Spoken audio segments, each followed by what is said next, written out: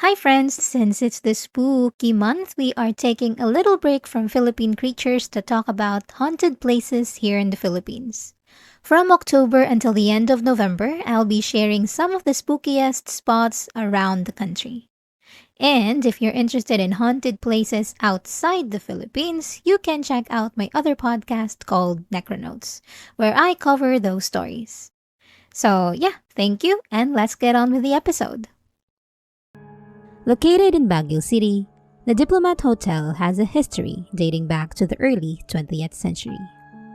And it's said to be home to numerous spirits, including the ghosts of nuns, priests, and even headless apparitions. Join us as we uncover the chilling stories and paranormal activities that have been reported at this notorious haunted location. From its dark past as a Japanese military stronghold, to its eerie present as a tourist destination for thrill seekers, the Diplomat Hotel is a place that's sure to send shivers down your spine. I'm your host and guide, Ethan. Hello. I hope you're all doing well, and thanks for being here with me. Now, settle in, my dear listeners, and let's begin. First, let's talk a bit about the history of the Diplomat Hotel. The Dominican Hill Retreat House, most commonly known as the Diplomat Hotel, is an abandoned building on top of Dominican Hill, Baguio, Philippines. As I mentioned earlier, the hotel was originally built in the early 1900s as a vacation house for American friars of the Order Preachers, also known as the Dominican Order, and the nuns of their order in Baguio. Father Ruano Rocky O.P. oversaw the building's construction. He was also the one who designed the main building of the University of Santo Tomas. The structure was constructed on a 17-hectare hillsite obtained from Americans living in Baguio, and work began in 1913. To take advantage of tax breaks, the building was inaugurated Colegio del Santísimo Rosario when it was built in May 1915. Unfortunately, due to low enrollment, the school closed 2 years later, and the structure was restored to its original function as a holiday residence for Dominican order friars and nuns. In commemoration of the order, the slope on which the structure stands was named Dominican Hill. The Dominican Hill Retreat House has seen its fair share of dark and sad tragedies. During World War II, the structure functioned as a sanctuary for individuals fleeing the Japanese invasion. Nonetheless, Japanese soldiers quickly took the property and made it their headquarters. The structure became the Japanese Imperial Army's final stronghold and garrison in the area. Inside the confines of the building, Japanese troops perpetrated atrocities. The Kempeitai, their secret police, tortured, raped, and beheaded priests, nuns, and refugees. Many innocent lives were lost within its walls, and the structure became a place of profound misery and tragedy. After the liberation of the Philippines in April 1945, American soldiers attacked the region, partially damaging the right side of the structure. It was also said that in those times, Japanese soldiers who were still at the building committed suicide. The structure was extensively restored and renovated between 1945 and 1947 to restore to its previous splendor.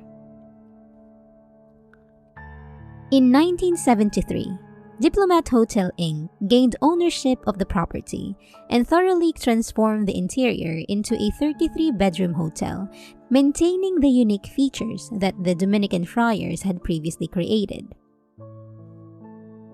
The hotel was run by Antonio Agapito Tony Agpoa, a businessman.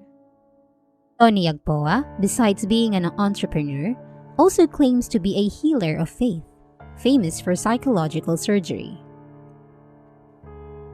The hotel became a sanctuary for his patients, who came mainly from abroad and stayed there until healed. Agpoa claimed to be able to extract tissue from patients' bodies without making an incision. However, some research says that Mr. Agpoa met many terminally ill people and that he did not cure anyone. Mr. Agpoa died of his ailment in 1987, and the hotel ceased operations after his death and was abandoned once again. The building was looted and sacked when it was abandoned, and the structure was also severely damaged by the 1990 Luzon earthquake. Now, let's talk a bit more about the hauntings at the Diplomat Hotel. The hotel has gained a reputation as one of the most haunted places in the Philippines, with numerous stories of ghost sightings and unexplained occurrences. One of the most famous stories involves the ghost of a headless priest, who is said to roam the halls of the hotel at night. According to legend, the priest was killed during the Japanese occupation of the Philippines, and his head was displayed on a spike outside the hotel. Another popular story involves the ghost of a young girl who is said to have died in the hotel during the war.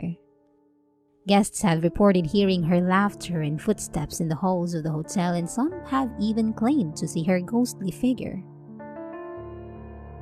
Another story goes that a fire broke out in the hotel many years ago, resulting in the deaths of several guests who were trapped inside. There was also the story of a nurse who committed suicide by jumping from the rooftop where the cross is located. The hotel's history of violence and tragedy has led to reports of unexplained phenomena and ghost sightings. These stories may be linked to the violent events that occurred in the hotel's past, including the massacre of several children at the fountain. The Dominican Hill Retreat House is a testament to the rich history and heritage of Baguio and the important role that the Dominican order played in the city's development.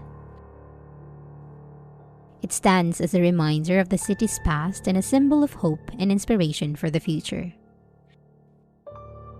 Since then, the building has been a famous location for ghost hunters, paranormal enthusiasts, and curious people interested in learning more about its haunting history. The property is still a renowned tourist destination in Baguio City, and its history and reputation for paranormal activity continue to captivate tourists to this day.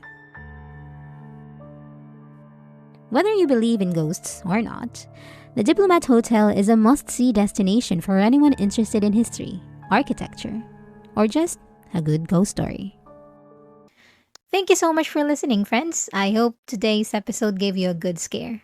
Don't forget to join me again next Wednesday at 6 p.m. for more spooky stories. Once again, this has been Ethan, and you've been listening to Tabi-Tabi Podcast. Join me next time to discuss more haunted places in the Philippines. Bye!